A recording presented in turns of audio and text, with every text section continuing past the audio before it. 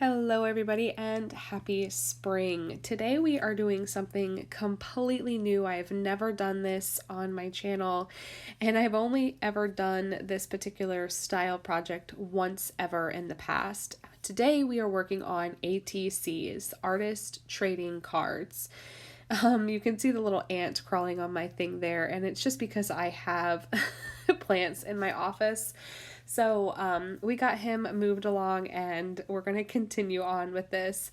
So basically, ATCs or artist trading cards are little mini cards, 2.5 by 3.5 inches, that are meant to be traded amongst your friends or your pen pals or other artists, and they are collectible in the way that they're fun to make and you can share them with others.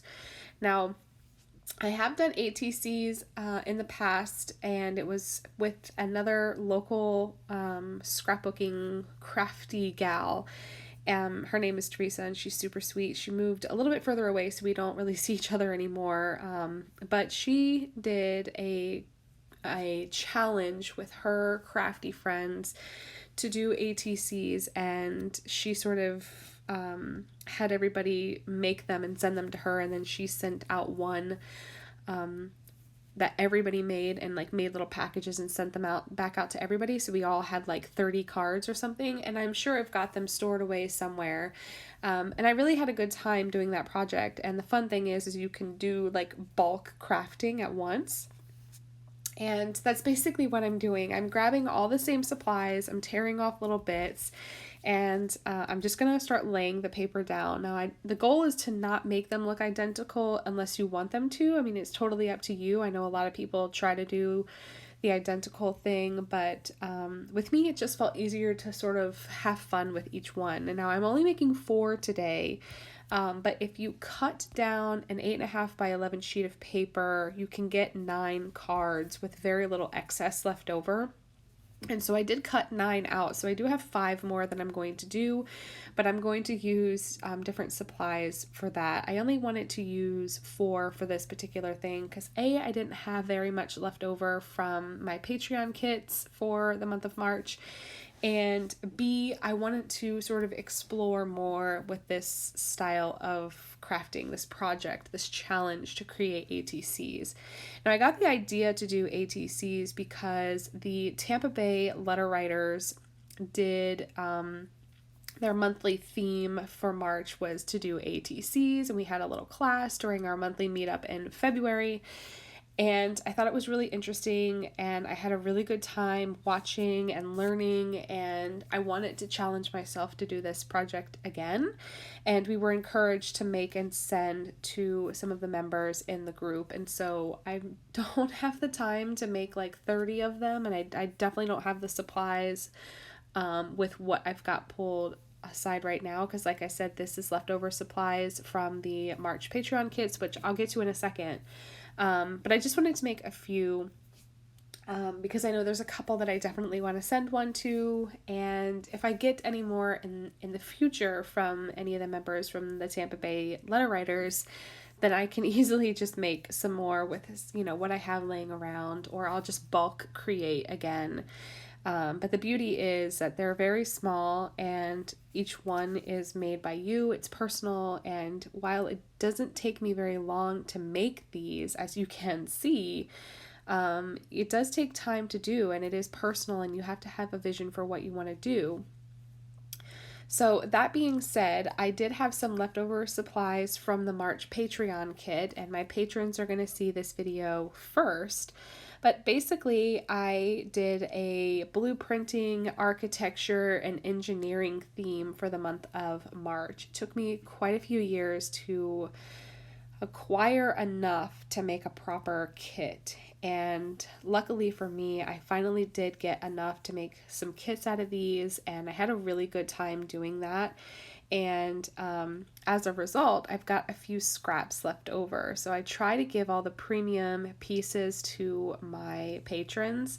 Premium being the best imagery, the best quality paper, no tears, no discoloring. I try to make sure that they get the primo stuff. And anything left over, if there is any, I try to use for myself or I share with pen pals. And sometimes it just can't be saved. So I do have to end up tossing some of it. Or putting it into my scrap bin to get turned into handmade paper, which I don't do very often, but I do have a bin for that. And anyway, so I wanted to try to use up some of these scraps. I did do a journaling video with the scraps that I had left over, and then the scraps from those scraps got turned into ATCs because the project is very small. I only have to make and cover, these little cards. So I felt like it was a little bit more manageable to do that than to try to do a mail art video or another journaling video. And I wanted to try something new. ATCs are really fun. They've been around for a long time. I am not here to give a lesson about ATCs. There are way better resources out there for you to learn more about them. But it is a fun project. I haven't done it a lot in the past. And this has sort of gotten me excited to try to do this more often.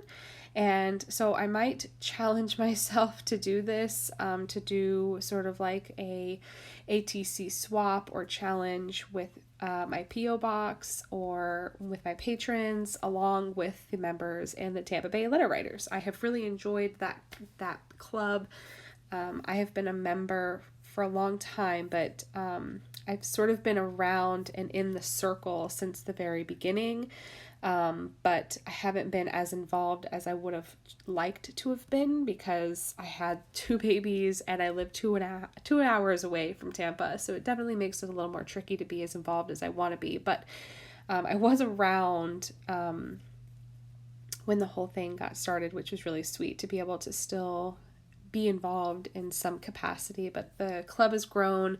What they're doing is amazing. We get interactive kits almost every month. We have a live Zoom meeting every month to be able to interact with each other and learn something new, and it's just a blast. And the best part is that right now you don't really have to be local to enjoy the perks of this club. Because the meetings are Zoom and it makes it a little easier to interact. I know in the future they're going to do in-person meetings, but that's completely off topic. We need to focus, Skylar. So yeah, I have really enjoyed the process of this. I definitely want to experiment more with using different supplies, trying to stick with a theme. But the best part is, like I said, being able to make them in bulk. I have 4 cards. I laid down all the same exact sizing and style supplies. I just took a single piece of paper and started ripping pieces off and went for it. And then when it came to laying it down, I just started laying it down. I didn't really think too hard. You guys are seeing this in real time. I don't think I edited this or sped it up at all. So you guys are seeing my work in real time. And it didn't take me very long at all to get this done, which is really exciting. On the back of these cards, I think you're meant to write some information like who the artist is, when it was done, how many there are in that particular set. Like for example, this one I'm making 4 cards, so it would be 1 out of 4 or 3 out of 4 or 4 of 4. And I'm sure there's I know there are stamps out there that I could easily just stamp on the back, so I do need to do that before I send these off so that everybody that looks at that card knows who made it. But it was just really fun to be able to use the scraps that I had left over. I wasn't wasting anything. I really loved that blueprint paper. There aren't many designs left on it, like the dimensions of anything, because I gave all of that, like that primo part, the best part of the paper, to my patrons, but the paper color was beautiful and I did want to use that and continue to use that. So yeah, it's just a really fun project. It's easy. I haven't done it on this channel yet, and I hope that you guys find some inspiration with this. I really have enjoyed doing this. I'm sure there are plenty of clubs and groups out there that if you wanted to do this more regularly, you could. I feel like it compares to post-crossing in that sense, where you sort of make a card and then you send it on the way. It's not exactly like that, but it could be. But yeah, I think it's fun. I had a really good time, and I hope that you guys will challenge yourselves to do the same thing, because I really love challenging myself in that way to create something that I haven't done ever or in a long time.